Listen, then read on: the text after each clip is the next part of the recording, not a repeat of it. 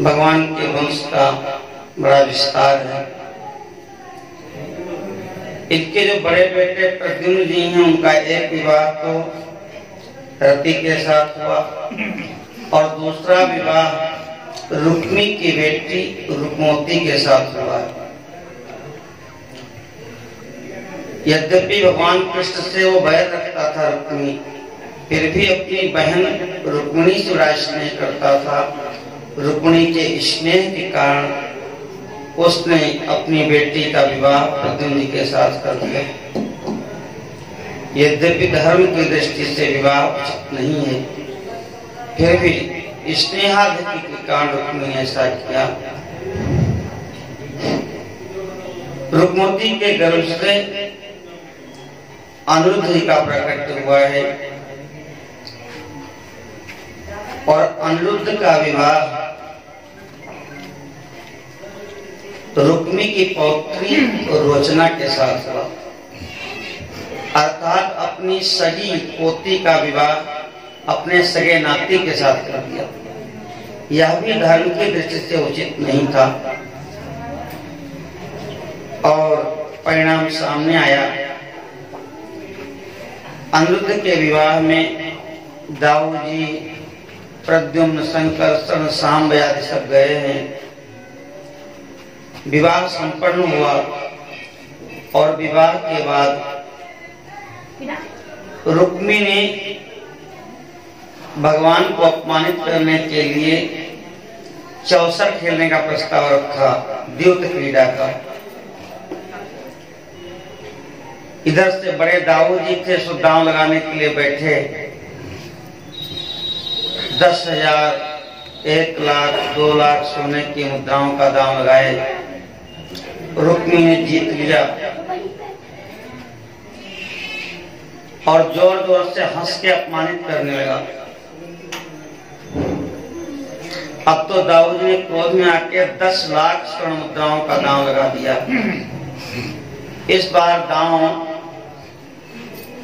दाऊ जी ने जीत लिया, लेकिन रुक्मी ने कहा है जो राजा यहाँ बैठे हैं, जिनको द्यूत क्रीड़ा का ज्ञान है, ये निर्णय करेंगे। उन धूर्तों ने भगवान को अपमानित करने के लिए रुक्मी ने जीता ऐसा कह दिया। अब तो क्रोध में आके 10 करोड़ मुद्राएं दांव पर लगाई दाऊ जी ने। इस बार भी दाऊ जी का ही पासा जीत पड़ा, दाऊ जी ही जीते। लेकिन फिर से उसने कहा कि ये राजा लोग निर्णय करें कि दांव किसने जीता। आकाशवाणी हो गई कि ये दांव तो दाऊ जी ने ही जीता। तदा ब्रवीण नभो वाणी बलेनैव जितो ग्रहः धर्मतो वचनेनैव रुक्मी वदति वै मृषा। रुक्मी झूठ बोल रहा है। अब तो दाऊ जी के नेत्र वैसे ही लाल थे, शेष जी के अवतार हैं, क्रोध भरा ही रहता है थोड़ा सा। अपार क्रोध किया और अपने मुसल से, हल से गर्दन फंसाई, मुसल से कूट करके रुक्मी का वध कर दिया। कलिंग नरेश हंस रहे थे, डर के भगने लगे तो पकड़ के उनके दांत तोड़ दिए। भगवान कुछ नहीं बोले। अगर कहते अच्छा हुआ तो रुक्मिणी नाराज हो जाती, अगर कहते बुरा हुआ तो दाऊ जी नाराज हो जाते। तो भगवान यथास्थिति रहे, कुछ नहीं बोले। तो रोचना का विवाह अनिरुद्ध जी के साथ हुआ और भोजकट नगर से सबके सब विद्वांसी द्वारिकापुरी आए हैं। तो द्वारिकाधीश भगवान की जय। जो भगवान के पौत्र अनिरुद्ध हैं, इनका एक दूसरा विवाह भी हुआ है और उस विवाह में भगवान शिव जी के साथ भगवान कृष्ण का भयंकर युद्ध हुआ है। परीक्षित जी कहे प्रभु एक कथा हम सुनना चाहते हैं। बाणस्य तनयां पूषाम् उपयमे यदोत्तमः तत्तयुद्धमभूत् घोरं हरिशंकरयोर्महत्। राजा बलि के 100 बेटे थे, उसमें सबसे बड़ा बेटा बाणासुर है, जिसके 1000 भुजाएं हैं, बड़ा बलवान है, भगवान शिव जी का बड़ा भक्त है। तस्य उरसः सुतो बाणः शिव भक्ति रतः सदा मान्यो वदान्यो धीमांश्च सत्य संधो दृढ़व्रतः। भगवान शिव की बहुत आराधना करता है। भगवान शिव जी एक बार तांडव नृत्य कर रहे थे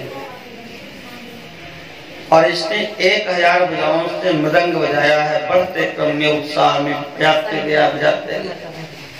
भगवान शिव जी नृत्य करते करते थक गए, बाणासुर नहीं थका।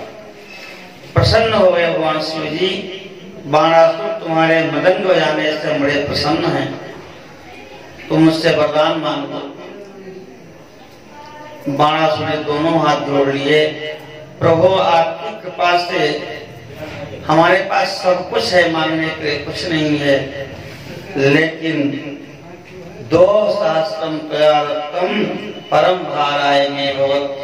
जो 1000 भुजाएं आपने दी हैं, ये हमारे भारत स्वरूप हैं, इनमें खुजली होती रहती है, इसको मिटाने वाला आपके अलावा कोई नहीं। खुजली का मतलब जब इनसे युद्ध करें हम किसी से तो इनकी खुजली मिटे। और जब कहा शिव जी आपके अलावा कोई मिटाने वाला नहीं, इसका मतलब है शिव जी आप ही हमसे युद्ध कर लो तो थोड़ा शांति मिल जाए। अब तो शिव जी को अपार क्रोध हुआ, हमारी बिल्ली हमें से न्याय कर रही, हमारा ही दिया हुआ बल और हमें से युद्ध मांग रहा है। तो क्रोध में आके शिव जी ने एक झंडा दे दिया और कहा जाओ अपने नगर के मुख्य द्वार पर इसको लगा देना। जब ये झंडा झुक जाए तो समझ लेना कि तुम्हारे हृदयों की खुजली मिट जाएगी। समय याद नहीं लागे वाला, समय तो बीतता जाता है। बाणासुर की बेटी उषा विवाह के योग्य हुई। एक दिन रात्रि में उसने एक सुंदर पुरुष को देखा है स्वप्न में, कामासक्त हुई, नेत्र खुले हैं। उसी पुरुष का स्मरण करते करते चिंता मग्न हुई। दिन में बाणासुर का जो मंत्री था उसकी बेटी आई है, कुंभांड की बेटी चित्रलेखा, महायोगिनी थी।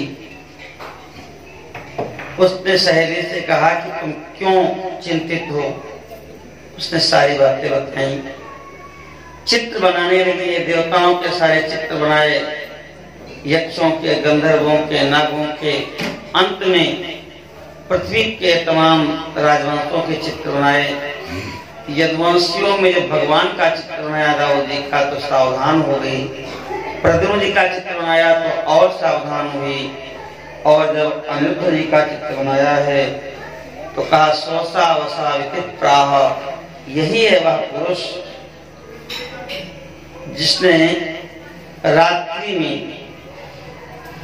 हमारा अंग संग किया है। अब तो कहीं एक तो जो है भगवान के पौत्र हैं, वह आकाश मार्ग से गई और पर्यंक के सहित, पलंग के सहित अनिरुद्ध जी को उठा करके ले आई और ला करके उषा के भवन में रख दिया। एक दिन बाणासुर का जो रक्षक था बूढ़ा, हाथ जोड़ करके खड़ा हो गया बाणासुर के सामने और कहा क्षमा करें महाराज, कन्याया दूसरम पुंगिर दुष्प्रेक्षाया विद्महे। सत्य यह है कि आपके बेटे उषा पवित्र नहीं रही। क्या हुआ? उनके महल से किसी पुरुष के हंसने की आवाज आती है, हम कई महीने से अनुभव कर रहे हैं। बाणासुर पोते त्रिला उठा, उठ करके गया बेटे के भवन में, तो वहां एक पलंग पर अनिरुद्ध जी बैठे हैं और उसी पर उषा बैठी हुई उनके साथ चौसा खेल रही है। भगवान ही हैं अनिरुद्ध जी, वासुदेव, संकर्षण, प्रद्युम्न और अनिरुद्ध। जैसे रामावतार में 4 व्यूह हैं, राम, लक्ष्मण, भरत, शत्रुघ्न 4, इसलिए पूर्णावतार है। ऐसे ही द्वापर में भी संकर्षण माने भगवान दाऊ जी, वासुदेव भगवान कृष्ण, प्रद्युम्न और अनिरुद्ध 4 मिला के पूर्ण भगवान। अद्भुत सौंदर्य है। कामात्मजं तं भुवनैक सुंदरं श्यामं पिसंगाम्बरमंबुजेक्षणं बृहद्भुजं कुण्डलकुन्तलपिशा स्मितावलोकेन च मंडिताननं। सुंदर पीतांबर धारित किए हुए हैं, कमल के समान खिले हुए लाल रत्नालय नेत्र हैं, आजानु बाहु हैं। एक बार तो लगा बाणासुर की जोड़ी बड़ी अच्छी है, लेकिन क्रोध में आकर के अनिरुद्ध को ललकारा और बंदी बनाकर के कारागार में डाल दिया। उषा रोकती रह गई। 4 महीने बीत गए, भगवान को पता ही नहीं, दाऊ जी को पता ही नहीं। 10-20 बच्चे हों तो लोग नहीं पता लगा पाते, और यहाँ तो 16,108 रानियां और सबके 10-10 बच्चे, तो लाखों की संख्या में बच्चे और फिर नाती पोता, कौन पता करे, पता ही नहीं चला। नारद जी आए हैं, कुशल क्षेम हुआ। नारद जी ने कहा, प्रभु आपके सब नाती पोते कुशल से हैं? कि हाँ सब ठीक है। कि प्रद्युम्न का बेटा अनिरुद्ध कहाँ है? अब पता लगाया गया तो गायब। तब नारद जी ने कहा, बाणासुर की जेल में बंद। नारदात् तदुपाकर्ण्य वार्तां बद्धस्य कर्म च प्रयुः शोणितपुरं वृष्टयः कृष्ण देवता। अब तो सबके सब तैयार हुए युद्ध के लिए। दाऊ जी, प्रद्युम्न, युधान, गद, शांब, सारण 12 अक्षौणी सेना लेकर के आए हैं। और इधर बाणासुर की तरफ से भगवान शिव, उनके बड़े बेटे देवसेना के हैं स्कंद जी, गणेश जी, सबके सब युद्ध के लिए तैयार हैं। प्रमथ, श्रृंगी, भृंगी, ऋटिशकुंडी, नंदिको, नंदिकेश्वर, इनके सारे गण सबके सब तैयार है। प्रचंड युद्ध हुआ। भगवान का शिव जी के साथ युद्ध होने लगा। बड़ा प्रचंड युद्ध हुआ है। भगवान शिव ने 3 सिर वाला जो ज्वर होता है, ज्वर के 3 सिर हैं। कफ, वात, पित्त तीनों का मिश्रित रूप है ज्वर।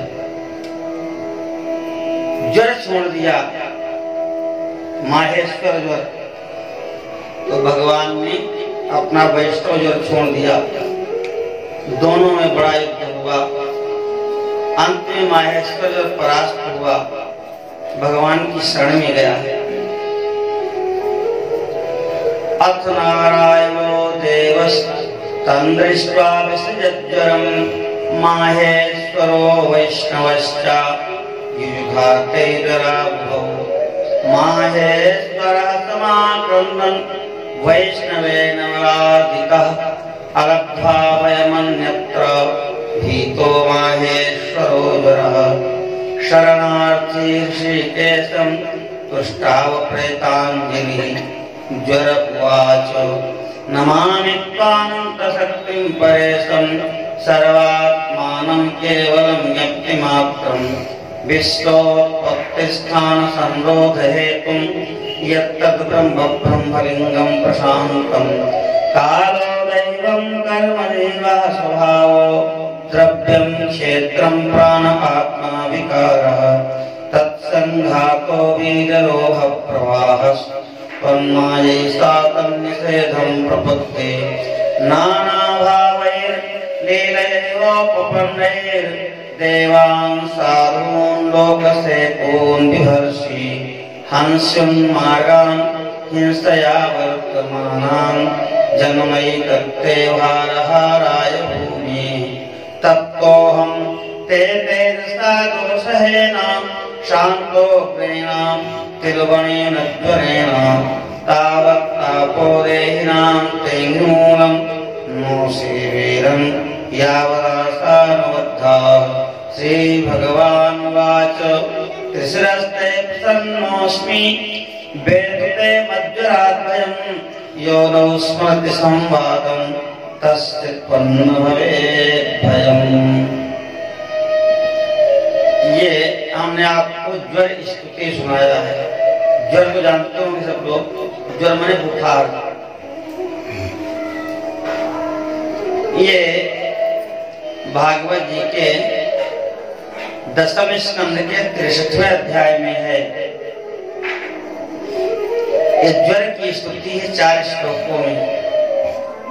इतनी प्रभावशाली है स्तुति भगवान की कि कैसा भी ज्वर क्यों न हो, इसको पढ़कर के जब सामने रख के पिला दिया जाए तो बुखार तो नहीं रहता। वो चाहे तिजारी चौथिया का हो, चाहे डेंगू का हो, चाहे चिकनगुनिया का हो, कैसा भी बुखार हो जो दवा से नहीं ठीक हो सकता। हमने तो बहुत प्रयोग की इसमें। अभी कोरोना काल में तो कई प्रमाण हैं कि 3-3 दिन तक 4-4 दिन तक डॉक्टर जो है उतार से बुखार, तो हमने कहा दवा मत खाओ, तुम उपाय करें और मंत्र से जल पिलाए कि 10 मिनट में बुखार उतर गया। आप सब ने सुन लिया, दीक्षित हो गए इस मंत्र से, प्रयोग करके रखे, जीवन में बहुत कारगर है।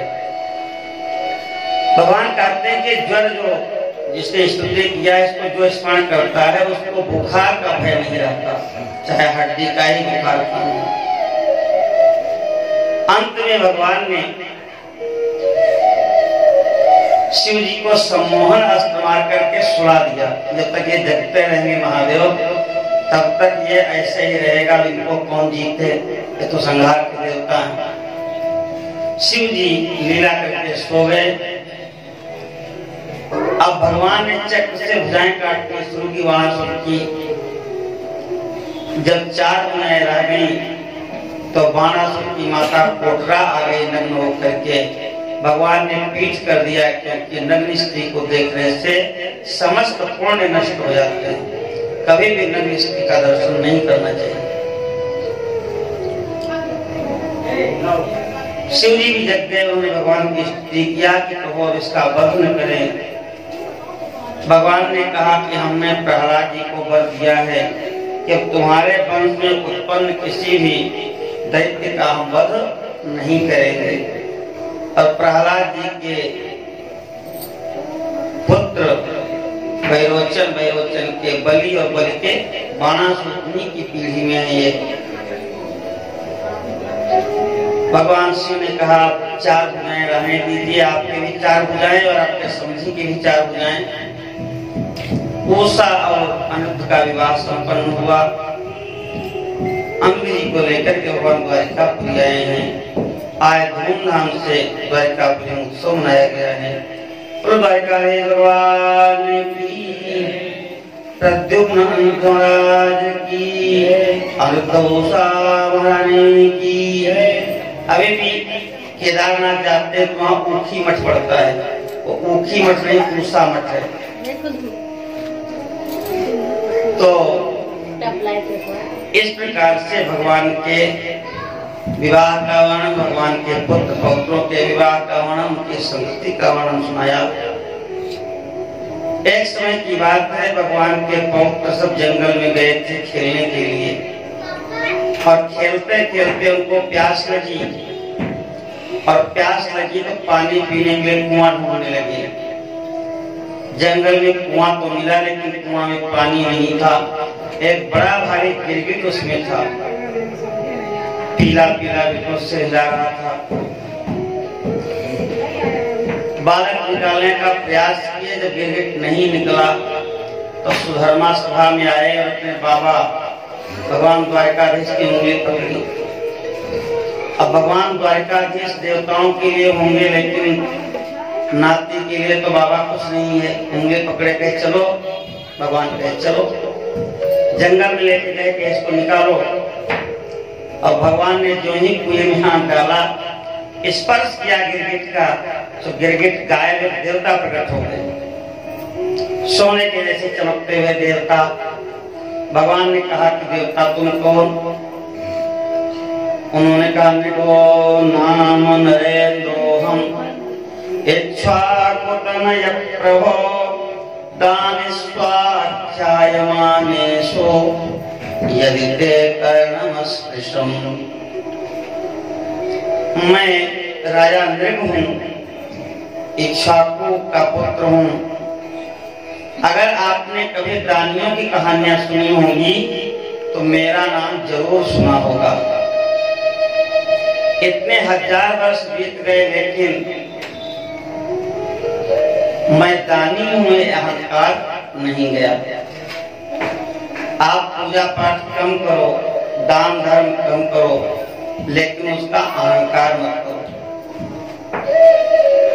मैं बड़ा दानी हूँ, बड़ा भजनानंदी हूँ, मैं बड़ा ज्ञानी हूँ, मेरे जैसा कोई प्रवचन नहीं कर सकता, मेरे जैसा कोई भजन नहीं कर सकता। ये यदि आपको अहंकार आ गया तो समझिए कि आपका सारा बेड़ा गर्क हो गया।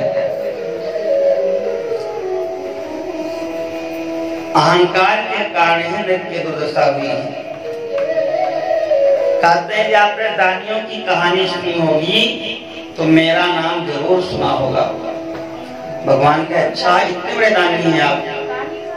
तो आगे उसने और अहंकार को पुष्ट किया।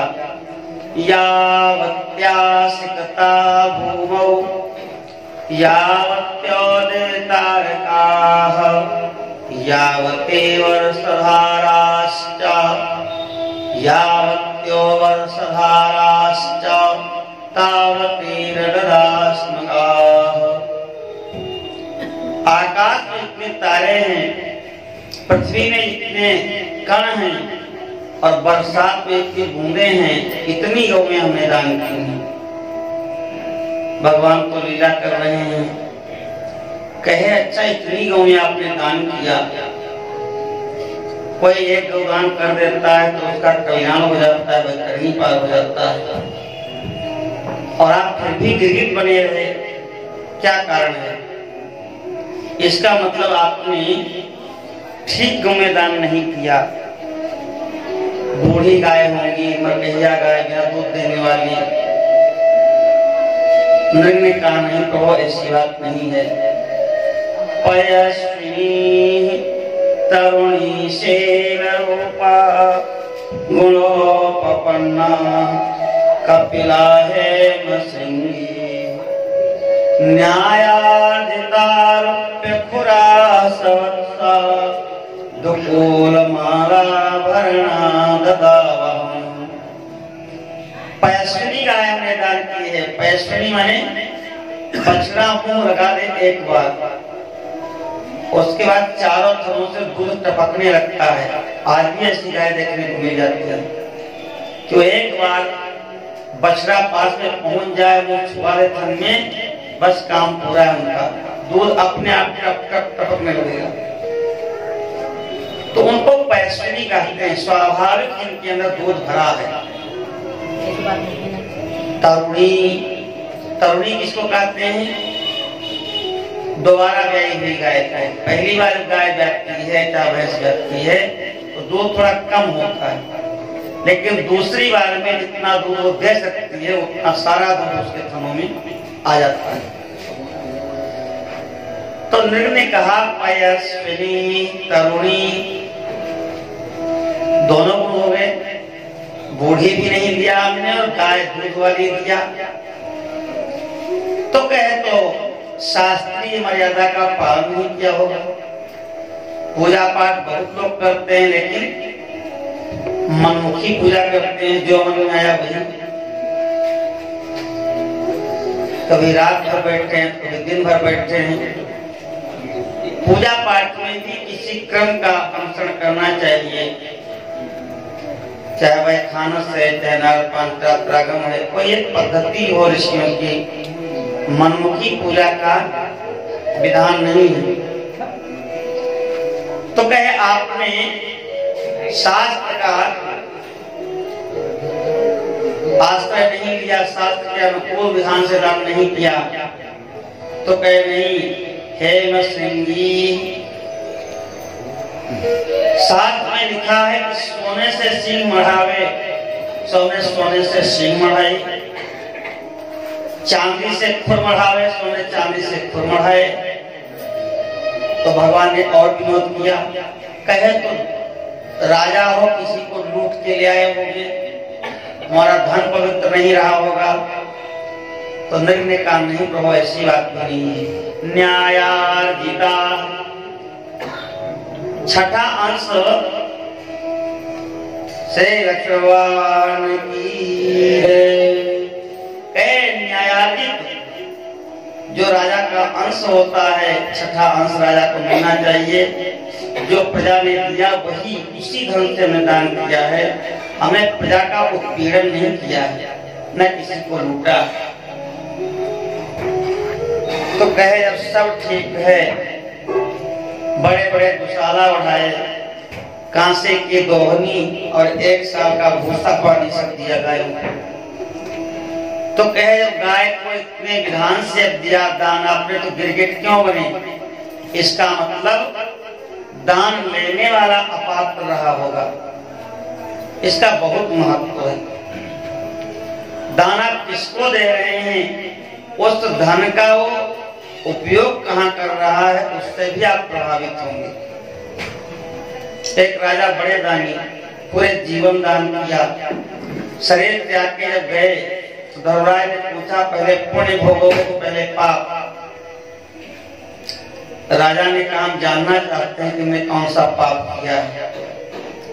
तो भूल से किसी मल्लाह को उन्होंने 2 रुपए दे दिए थे, और उसने 2 रुपए की खटिया खरीदी और जीवन भर नदी किनारे मछली मारा उसने। तो जितनी हत्याएं किया उसका सबका भार उसको मिला। तो बहुत विचार करके दान देना चाहिए, जहां दान का सदुपयोग हो। दिन भर जो है विंध्याचल में यज्ञ है और देवी पाटन में यज्ञ है, आपने दे दिया चेक काट करके और फिर करके पड़े हैं, तो आपकी दुर्दशा ही होनी है। उसमें धन का दुरुपयोग यदि होगा तो दाता नरक हो जाता है। इसलिए बहुत विचार करके योग्य पात्र व्यक्ति को ही दान देना चाहिए। इसीलिए कहा काल संध्या करता हो, ब्राह्मण हो, वैदिक हो, वो कितना गिरेगा, कितना भी गिरेगा तो भी आपका उद्धार कर देगा।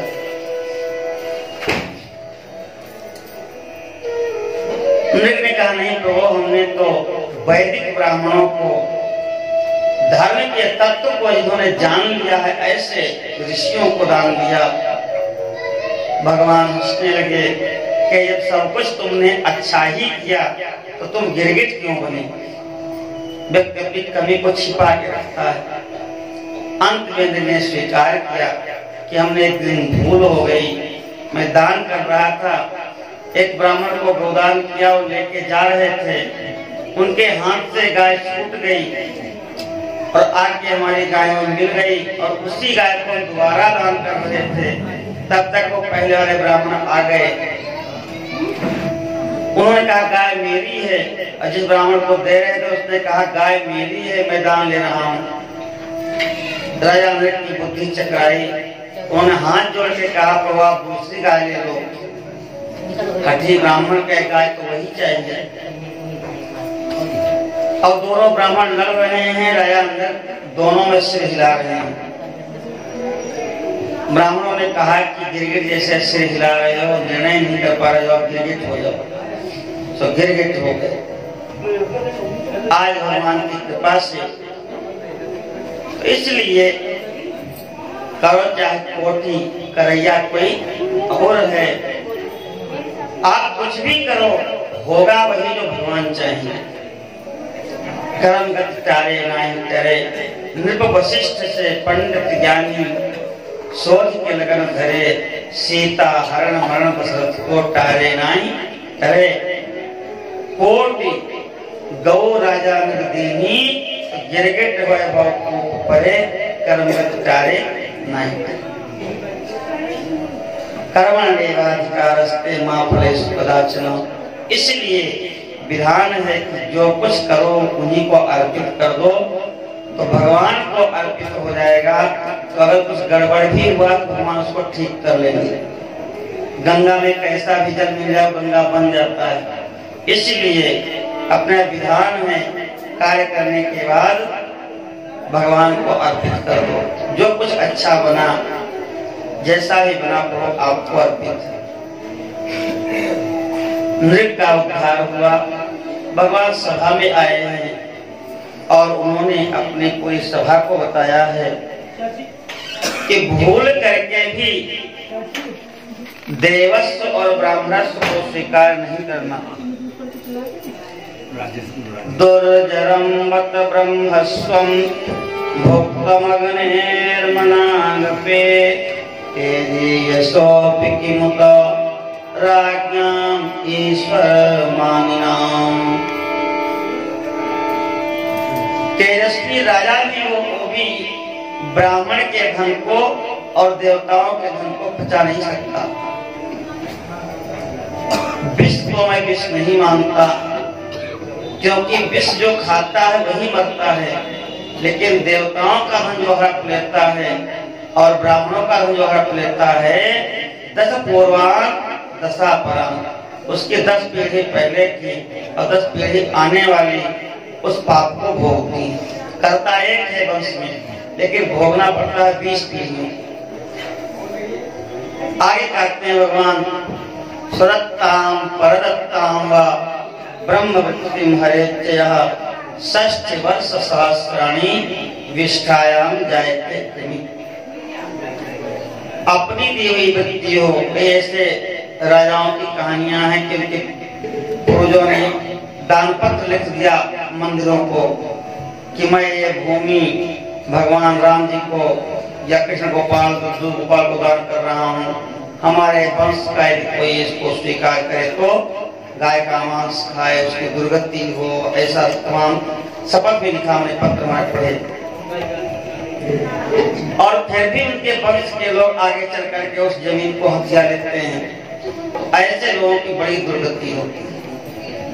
चाहे अपनी दी हुई हो चाहे दूसरे की दी हुई हो, एक बार दे दिया तो दे दिया, फिर उस पर दृष्टि नहीं डालनी चाहिए, नहीं तो 60,000 वर्षों तक टट्टी का कीड़ा होना पड़ता है।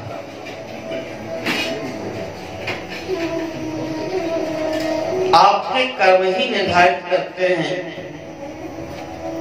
कि आप वैकुंठ जाएंगे कि नरक जाएंगे। बड़ा प्रिय दृष्टांत है, छोटा सा सुना देते हैं। अभी पट बंद हो गए भगवान बद्रीनाथ जी के। ठंडी जब पड़ती है तो वहां से मानसरोवर से हंस का जोड़ा नीचे उतर के आया। और पक्षियों में सबसे चालाक पक्षी कौवा होता है, इसको चांडाल पक्षी भी कहते हैं। वो बाहर ही मिल गया, नमस्ते राम राम भाई। हंस ने सोचा अच्छा है भाई, इसी से परिचय कर लिखना है ही है। तो हंस कौवा के घर में रह गया।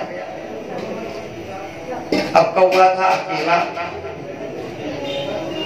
तो उसने हंस की हंसनी से अपना व्यवहार गांठ लिया। अब फिर उधर बर्फ कम पड़ी, जाने को तैयार हुआ।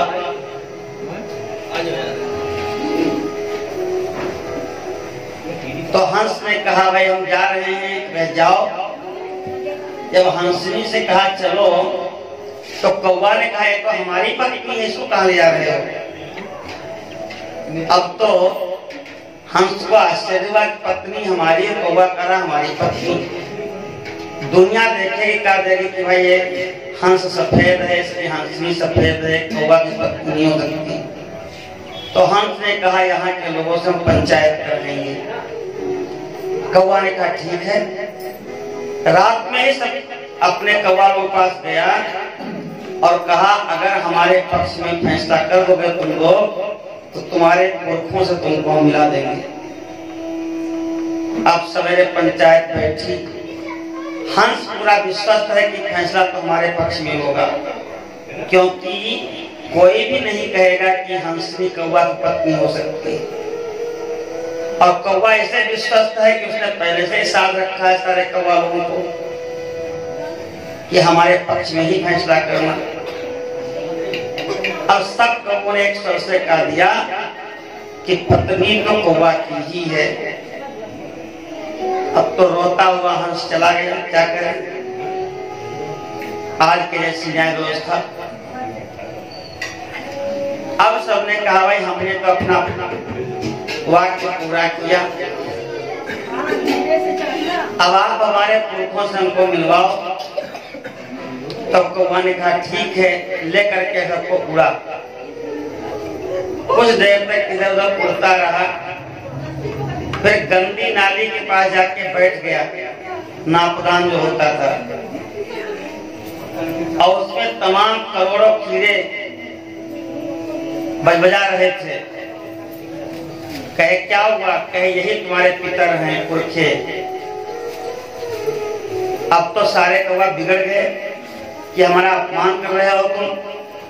कौवा ने कहा कि जो कौवा की पत्नी हंसनी को बताएगा उसके पितर नरक में ही जाएंगे, स्वर्ग में नहीं जाएंगे। तो झूठ भी बोले और अपनी बेइज्जती भी कराए।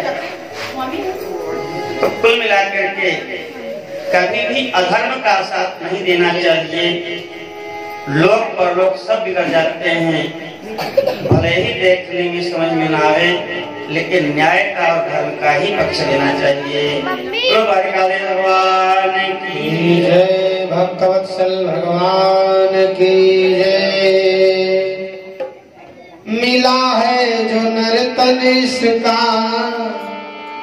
मिला है जो नर्तन इसका, मजा लीजिए सिया के पिया का भजन कीजिए, सिया के पिया का भजन कीजिए। मिला है जो नर्तन इसका, मिला है जो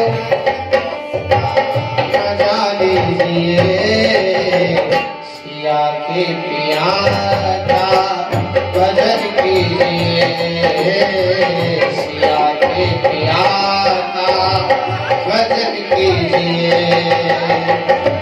छोड़ के झमेला सारा प्रभु को पुकार रे, छोड़ के झमेला सारा प्रभु को पुकार रे। दुनिया के दाता को तो दिल से निहार रे, दुनिया के दाता को तो दिल से निहार रे। जीवन सुखी हो ऐसा कर्म कीजिए, सिया के पिया का भजन कीजिए, सिया के पिया का भजन कीजिए। जवानी दीवानी के चक्कर में भूला है, जवानी दीवानी के ओ चक्कर में भूला है। विषयों का पीकर प्याला मस्ती में झूला है, विषयों का पीकर प्याला मस्ती में झूला है। जीवन सुखी हो ऐसा बुरे कर्म छोड़ने का यत्न कीजिए, सिया के पिया का भजन कीजिए, सिया के पिया का भजन कीजिए। चाँद सा ये सुंदर चेहरा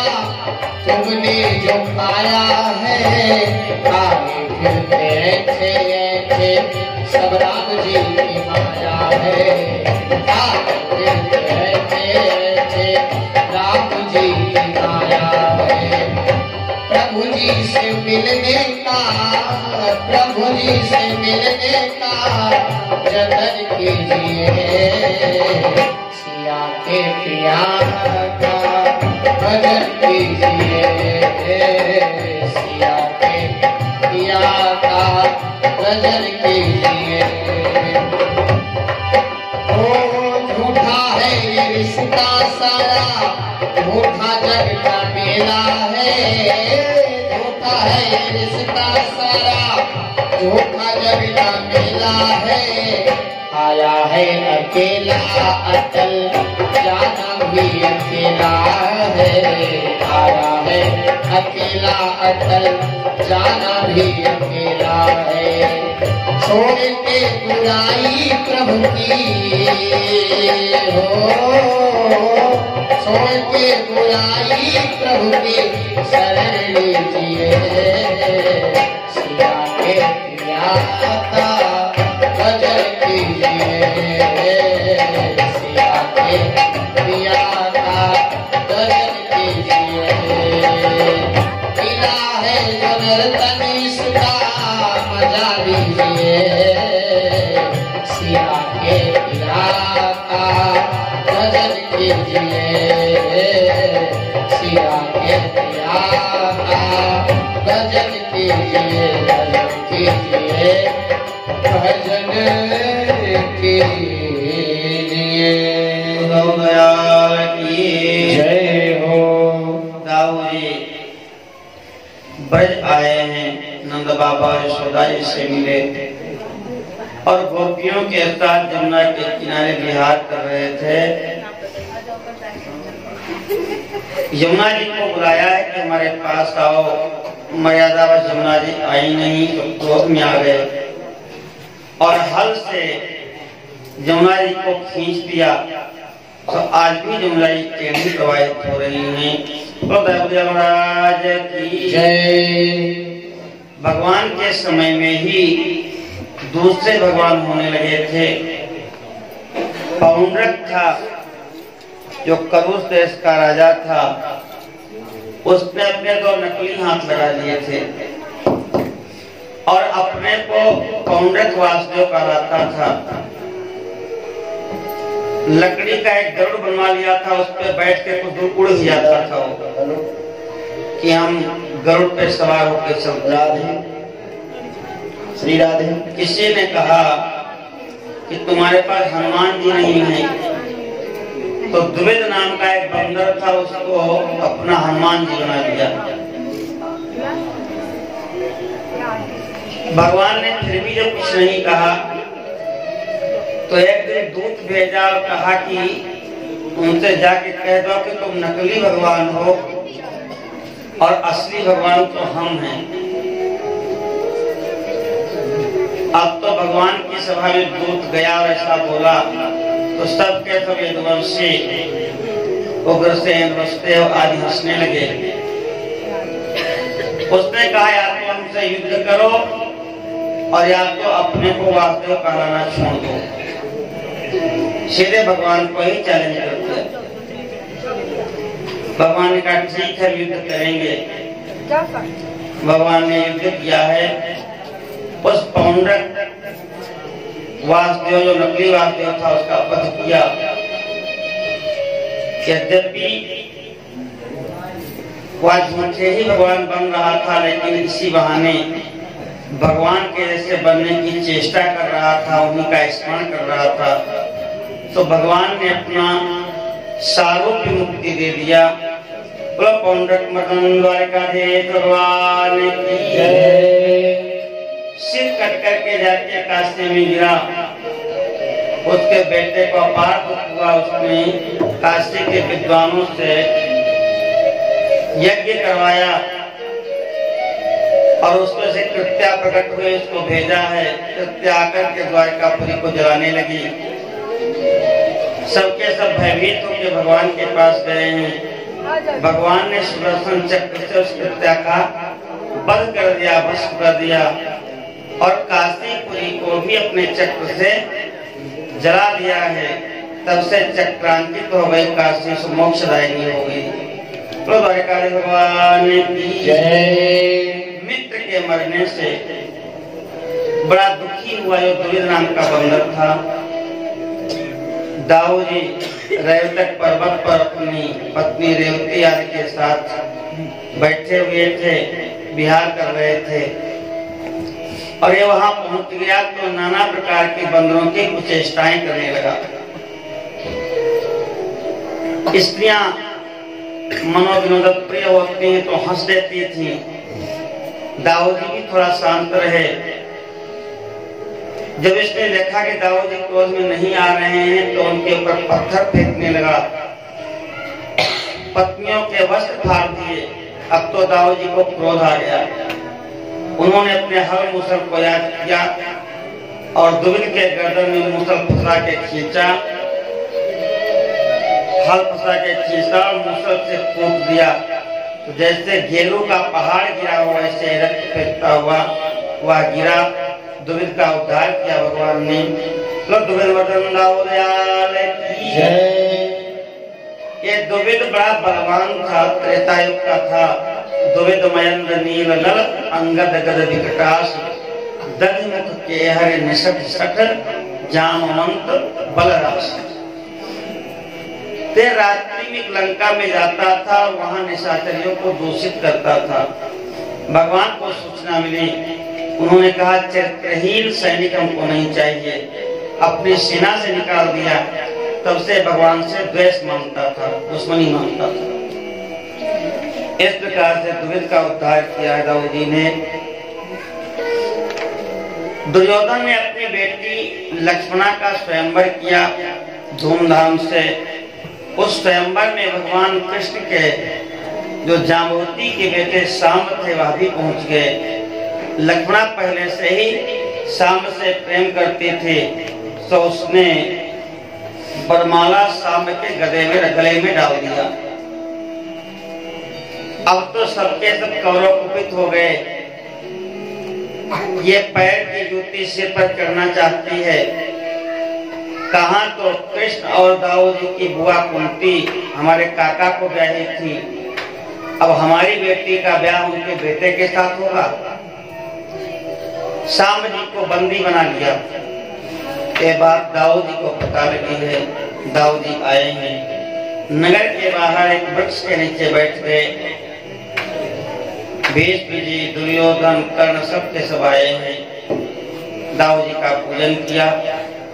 दाऊ ने प्रेम से कहा कि भाई हमारे भतीजे को मुक्त कर दो और हमारी भतीज बहू को विदा कर दो। अब तो दुर्योधन बिगड़ गया। तो दाऊ जी को भी क्रोध आ गया।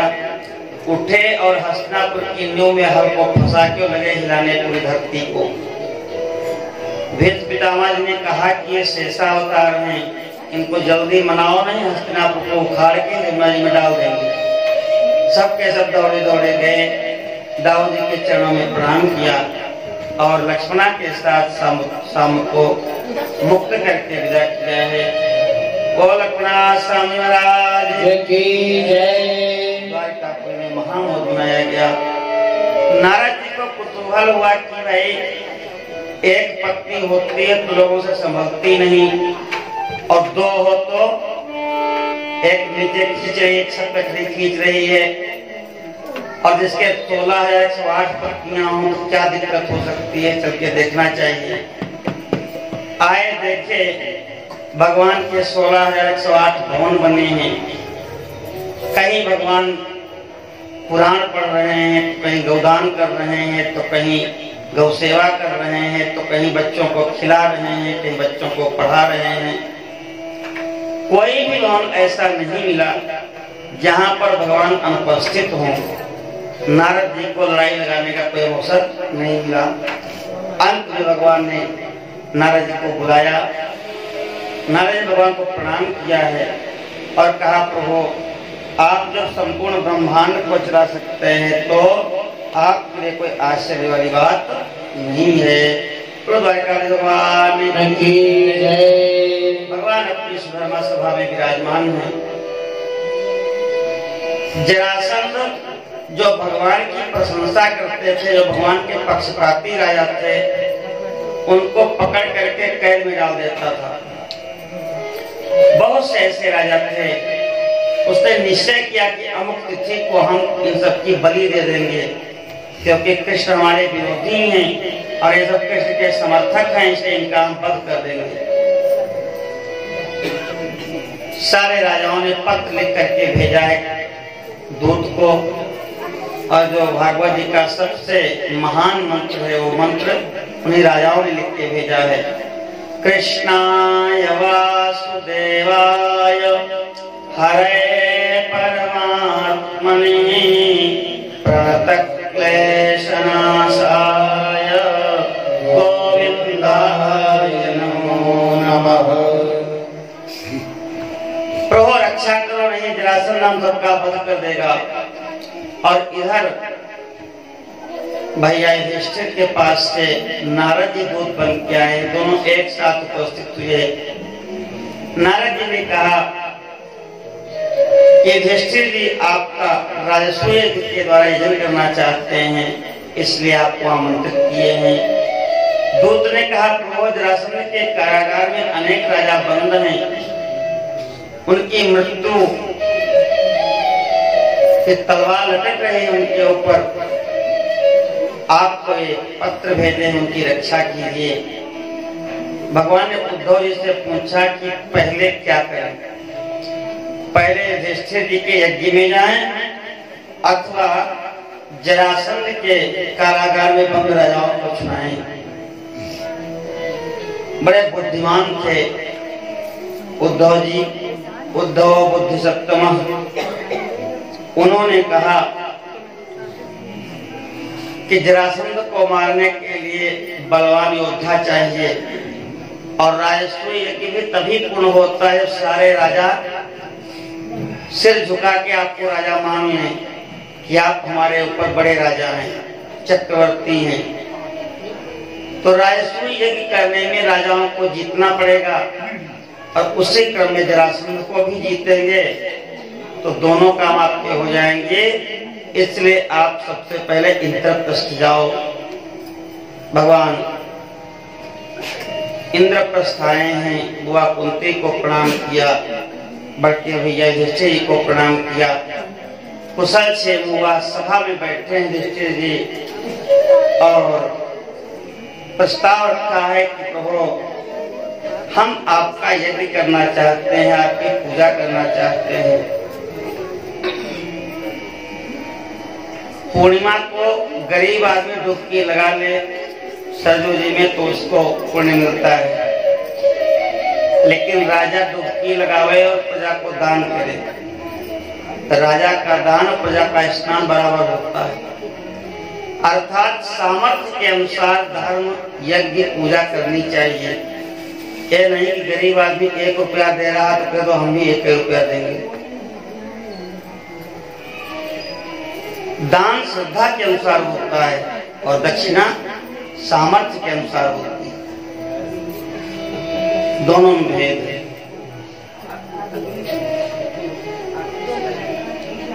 युधिष्ठिर जी ने कहा प्रभु आपका दिया हुआ वैभव है तो पूरे विश्व में आपकी कीर्तिता का फैले, इसलिए हम राजसूय यज्ञ करना चाहते हैं। भगवान ने अनुमोदन किया है, अपने भाइयों को बुलाया है, चारों दिशाओं को भेज दिया कि जाओ विजय करके आओ। निशम्य भगवद गीतम प्रेता फुल मुखाम्बुजः भ्रातेन दिग्विजय विष्णु तेजोपबृंहिताम्।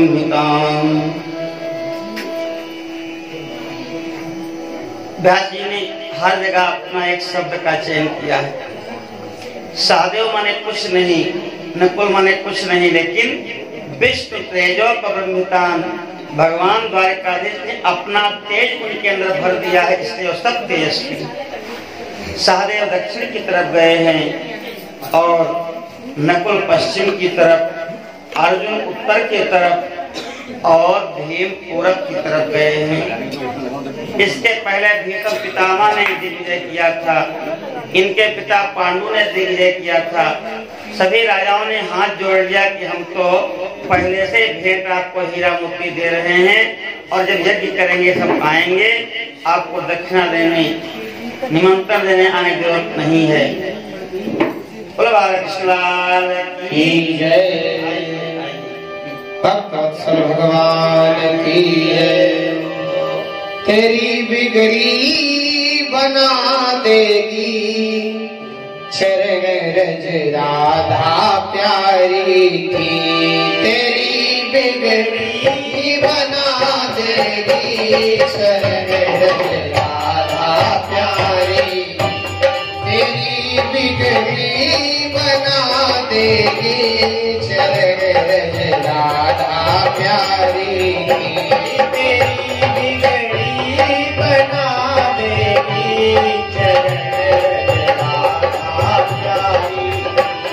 बस तू एक बार श्रद्धा से लगा कर देख मस्तक पर। बस तू एक बार श्रद्धा से लगा कर देख मस्तक पर।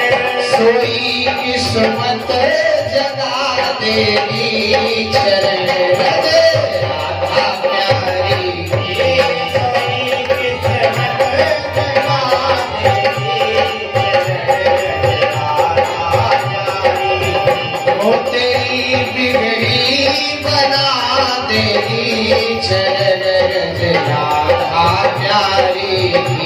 तेरी बिगड़ी बना देगी चरण राधा प्यारी।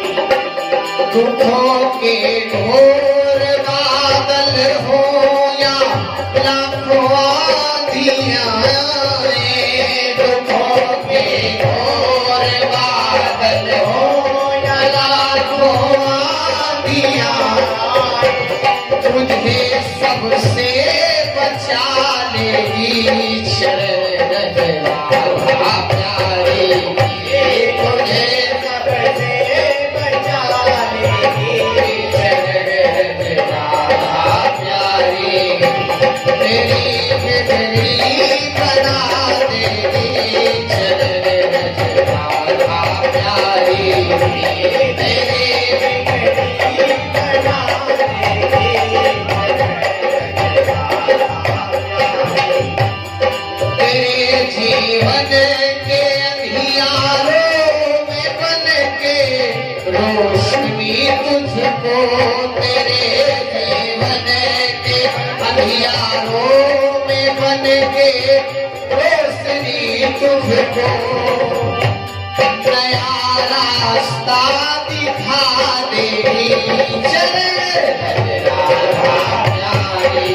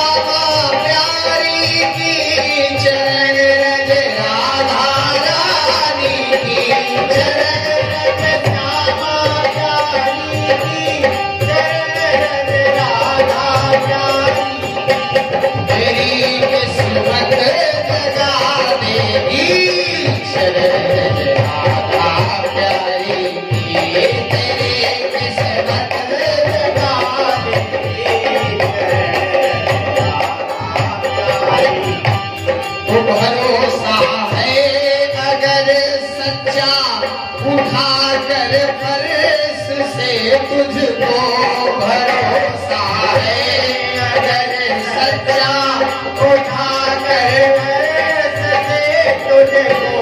तुझे अरसों पे ला, तुझे अरसों पे बिठा देगी चरण रज राधा प्यारी।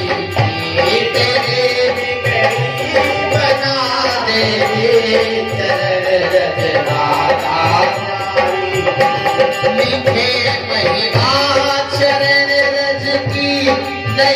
दीदारों की हस्ती है लिखे चराचर रज की नहीं दारों की हस्ती है तुझे दासी बना ले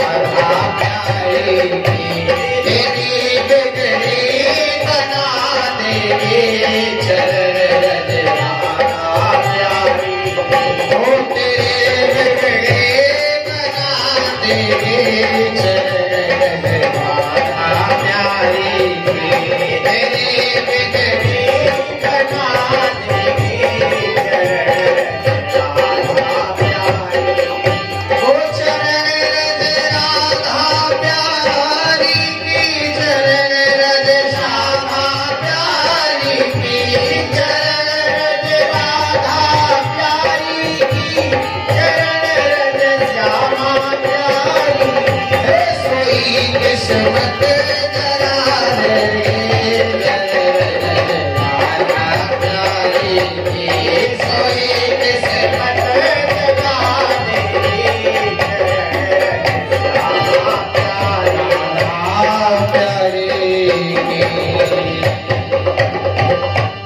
द्वारकाधीश भगवान की जय। चारों दिशाओं से चारों भाई आ गए हैं दिग्विजय करके।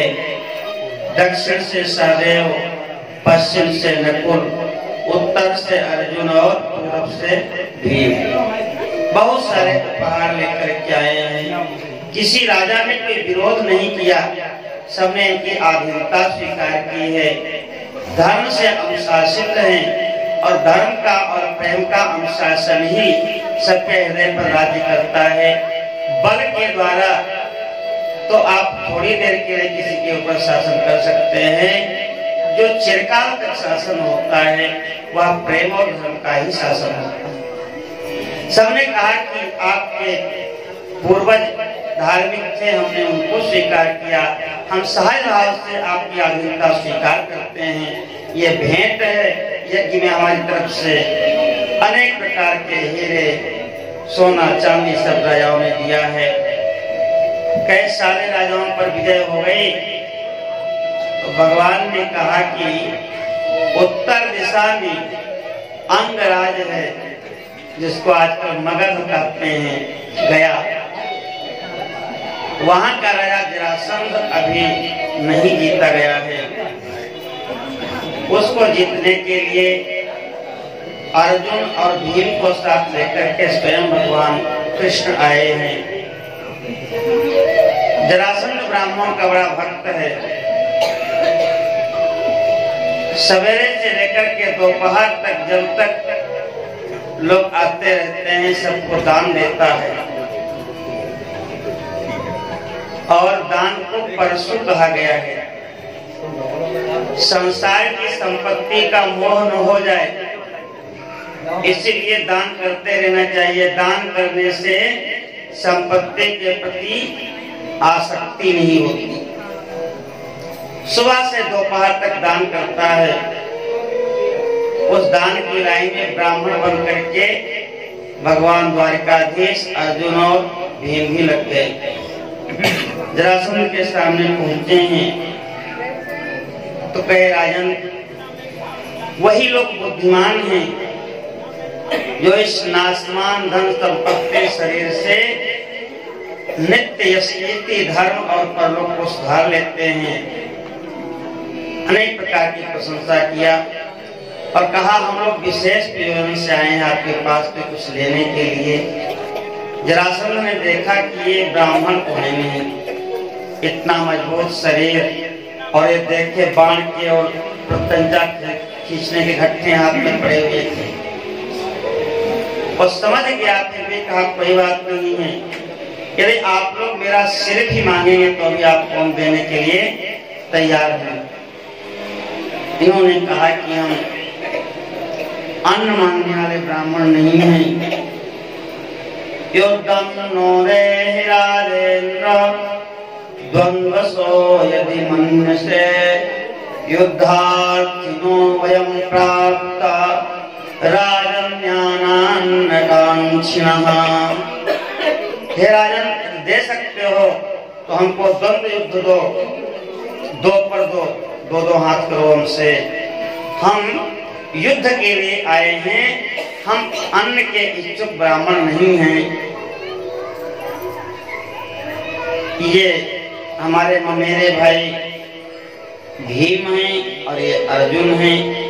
अनयोर मातुले माम कृष्णम जानी तेरिकुम, और हम इन दोनों के ममेरे भाई कृष्ण तुम्हारे पुराने शत्रु हैं।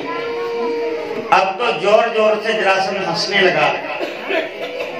कहा, वही कृष्ण जो मथुरा से भाग गए थे, दौड़ाने पर भी तुम्हारी धूल नहीं मिली थी, तो तुमसे तो युद्ध करेंगे नहीं। जो एक बार भाग गया उससे क्या युद्ध करना। और ये अर्जुन है, भी तुम्हारे ही जैसा 1.5 हड्डी का योद्धा है। अगर ठीक से फूंक लग जाए तो उड़ जाएगा। अर्जुन तपस्वी थे, हर समय वायु पी करके और समाधि में जाने कितनी सिद्धियां करते रहते थे। भीम को कहा कि ये हमारे बराबर ठीक ठाक हैं। भीम जितना भी खा जाए सब पच जाता था, उनकी भूख भी शांत नहीं होती थी। महाभारत में बहुत कथाएं हैं उनकी।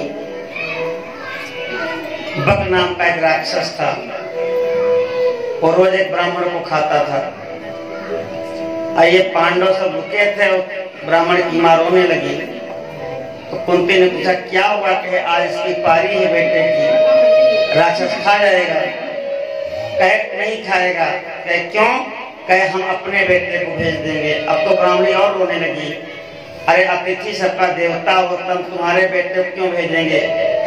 तो कुंती ने समझाया कि हमारा बेटा उसी को मार डालेगा, उसको कोई खा नहीं पाएगा।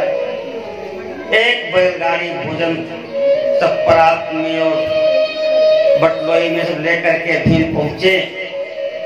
देख के बड़ा लालच लगा, खाने को पाते नहीं थे तो खाने लगे।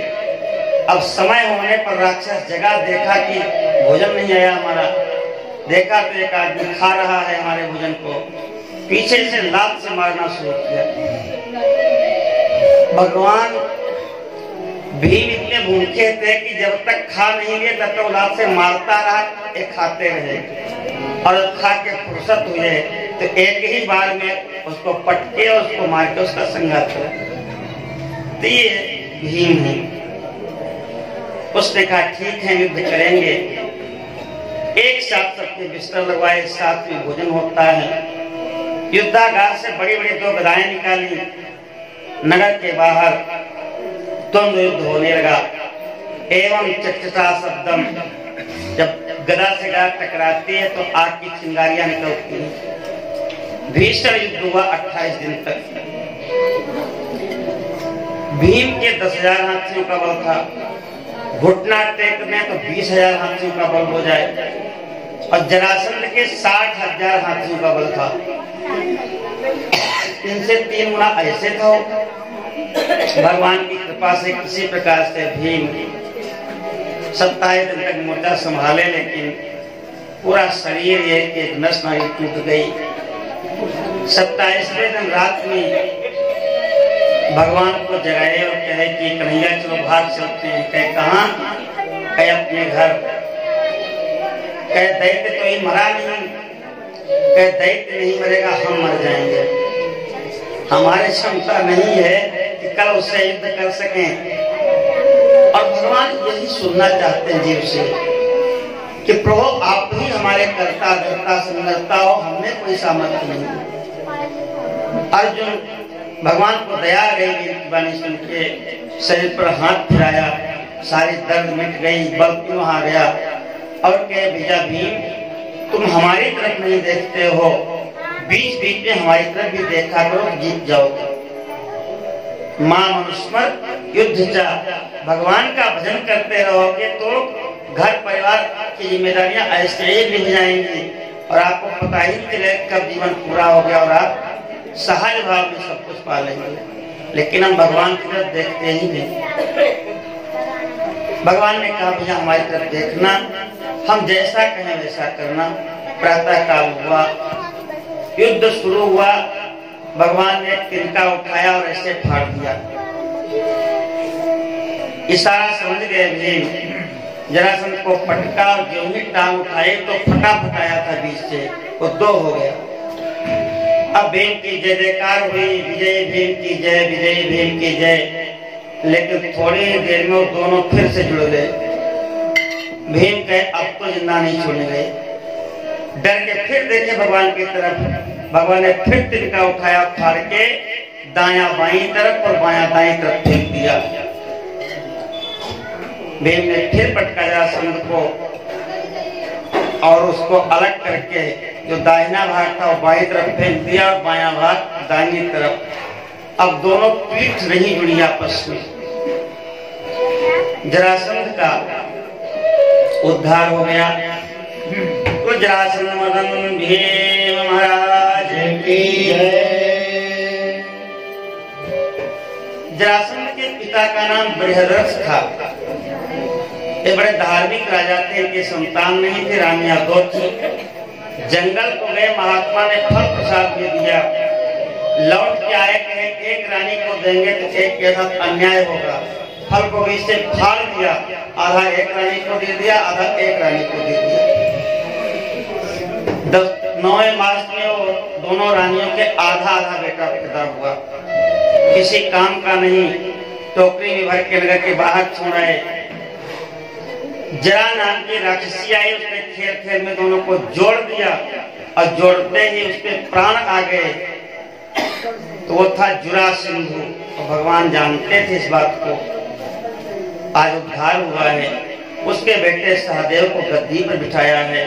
कारागार से सारे राजाओं को मुक्त किया। सारे राजाओं ने भगवान को प्रणाम किया है। प्रणाम करके अपने अपने राज्य को गए हैं।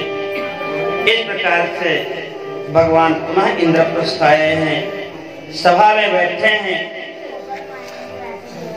सहदेव ने प्रस्ताव रखा कि सबसे पहले पूजा भगवान द्वारिकाधीश की हो। करतल ध्वनि से पितामह भीष्म, बड़े बड़े सिद्ध महात्मा राजाओं ने समर्थन किया कि हाँ, द्वारिकाधीश भगवान सर्वश्रेष्ठ सर्वयोग्य हैं। हम सब चाहते हैं कि सबसे पहले पूजा द्वारिकाधीश की हो। दंघोष का बेटा शिशुपाल वहीं बैठा था, उससे सहन नहीं हुआ और सभा में उठ के खड़ा हो गया और उसने कहा कि अहो दुरत्यः काला, समय बड़ा बलवान होता है और जब समय खराब आता है तो बड़े बूढ़ों की बुद्धि भी सटिया जाती है। इस सभा में द्वैपायनो भरद्वाजः सुमंतुर गौतमो मुनिः वसिष्ठश्च वनाकण्डो मैत्रेयः कवयस्थितः विश्वामित्रो वामदेवः सुमित्र जयमनिः ततो। बड़े बड़े ऋषि बैठे हैं। किसी महात्मा को आप बना दीजिए अगर पूज्य, और नहीं तो बड़े बड़े राजर्षि बैठे हैं पितामह भीष्म जैसे। इस कृष्ण को आज तक पता नहीं कि इसकी माँ कौन है, बाप कौन है। ये कुछ दिन वहां रहा मथुरा में, फिर गोकुल में आया, फिर वृंदावन में आया, फिर द्वारिका चला गया। जिसका कुल सिर पता नहीं, अनेक अपशब्द का नाम शुरू किया। पितामह भीष्म ने समझाया कि ये वही मत्स्य नारायण है, वही कूर्म नारायण है, यही परशुराम हुए, यही राम हुए, ये साक्षात नारायण हैं। लेकिन शिशुपाल मानने को तैयार नहीं। अब तो जो भगवान के समर्थक राजा थे युद्ध के लिए तैयार हो गए। भगवान ने सबको शांत किया है।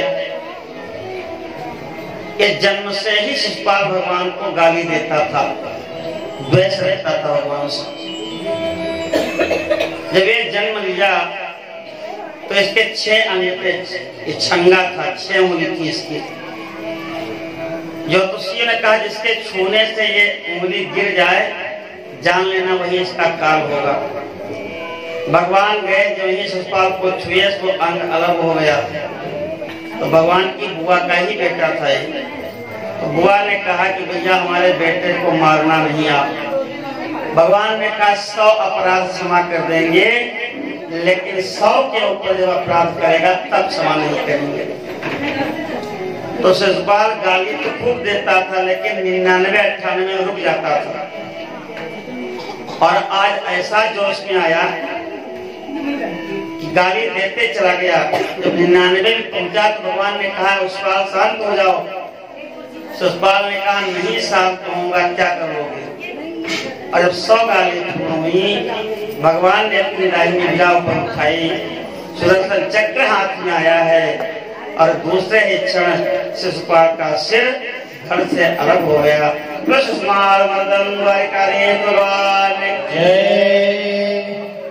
शिशुपाल का तेज भगवान के ही मुख में समा गया। युधिष्ठिर को आश्चर्य हुआ है। नारद ऋषियों ने कहा है कि भगवान को कैसे भी भजो, राग से, द्वेष से, शत्रुता से, मित्रता से, वो ध्यान में आने चाहिए, वो स्वीकार कर लेंगे। उसी भाव से शिशुपाल ने स्वीकार किया। ये 6 विजय थे। पहले हिरण्यकशिपु हिरण्याक्ष हुए, रावण कुंभकर्ण हुए, अब शिशुपाल दंतवक्त हुए हैं। इनका उद्धार हुआ। भगवान की जय, भक्तवत्सल भगवान की जय। एक अर्जी मेरी सुन लो, एक अर्जी मेरी सुन लो, दिलदार है कन्हैया। एक अर्जी मेरी सुन लो, दिलदार है कन्हैया। एक अर्जी मेरी सुन लो, दिलदार है कन्हैया।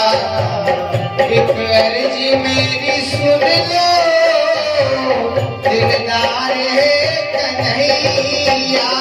एक अर्जी मेरी सुन लो, दिलदार है कन्हैया। कर दो अधम की नैया, कर दो अधम की नैया। हे भव पार है कन्हैया। एक अर्जी मेरी सुन लो, दिलदार है कन्हैया। अच्छा हूँ या बुरा हूँ, बर्दाश्त हूँ तुम्हारा। अच्छा हूँ या बुरा हूँ, बर्दाश्त हूँ तुम्हारा। कहता है प्रभु, चाहे अच्छा हूँ या बुरा हूँ, लेकिन आपका हूँ। अच्छा हूँ या बुरा हूँ, बर्दाश्त हूँ तुम्हारा। अच्छा हूँ या बुरा हूँ, बर्दाश्त हूँ तुम्हारा। जीवन का मेरे तुम पर, जीवन का मेरे तुम पर है भार है कन्हैया। एक अर्जी मेरी सुन लो, दिलदार है कन्हैया। कर दो अधम की नैया, भव पार है कन्हैया।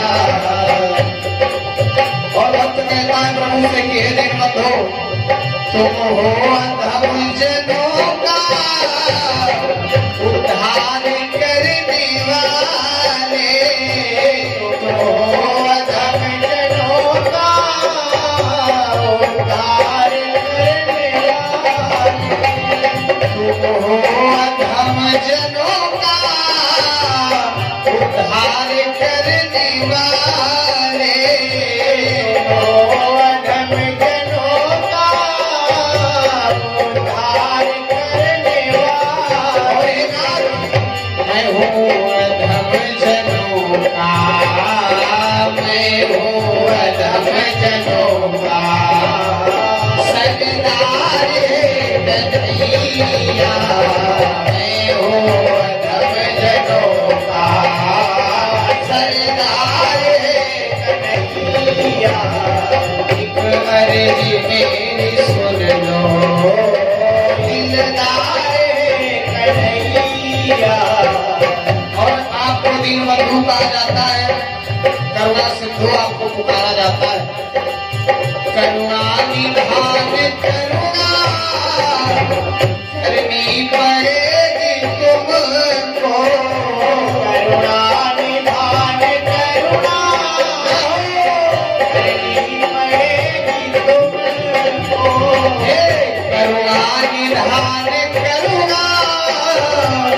करनी पड़ेगी तुमको करुणा निधान करुणा करनी पड़ेगी तुमको वरना ये नाम होगा वरना ये नाम होगा बेकार है कन्हैया एक अर्जी मेरी सुन लो दिलदार है कन्हैया ख्वाहिश ये है कि मुझसे ऋग्वेद तो रख ले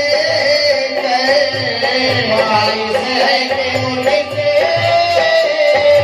ऋग्वेद तो रख ले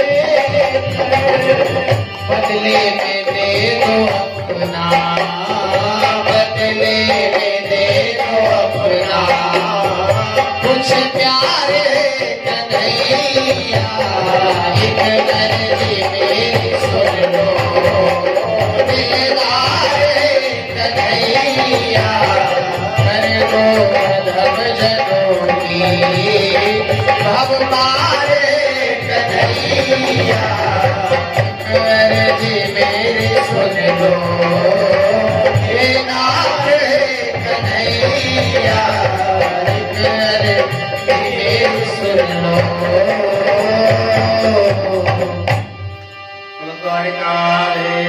भगवान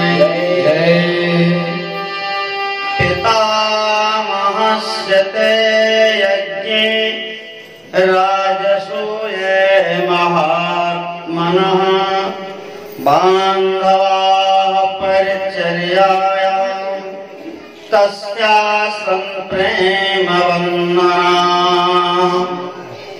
भीमो महानसाध्यक्षो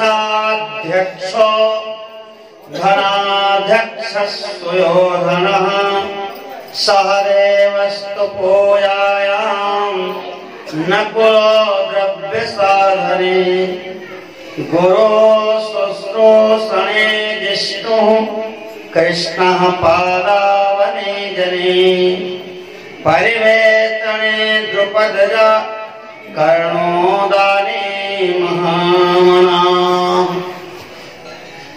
यज्ञ का आरंभ हुआ। हे परीक्षित, तुम्हारे पिता के यज्ञ में प्रेम बस अपने ही बंधु बांधवों ने स्वयं सहभागिता करने का निर्णय लिया, यज्ञ में सेवा करने का निर्णय लिया। कथाओं से अनेक प्रकार की शिक्षाएं हमको मिलती हैं। यज्ञ यागादि में यह प्रतीक्षा नहीं करनी चाहिए कि नौकर ये काम करेगा। वहाँ परमात्मा ही अध्यक्ष है और हम सब सेवक हैं। प्रेम के वशीभूत होकर के स्वयं जो युधिष्ठिर जी के अपने परिजन थे, दुर्योधन से बढ़ के कोई मानी नहीं था, सबसे ज्यादा स्वाभिमानी दुर्योधन था। आशीर्वाद में आता है कि दुर्योधन के समान तुम स्वाभिमानी हो जाओ, बहुत स्वाभिमानी। दुर्योधन को भी कोषाध्यक्ष बनाया गया, कर्ण को दान के लिए लगाया गया और भीम को रसोई का मालिक बनाया गया। देखो, जो जिसकी प्रकृति जैसी हो उसको वही विभाग देना चाहिए, नहीं तो प्रबंधन गड़बड़ा जाएगा। अब कोई 2 रोटी खाता हो, उसको आप भोजन की व्यवस्था में लगा दो तो निंदा ही हो जाएगी।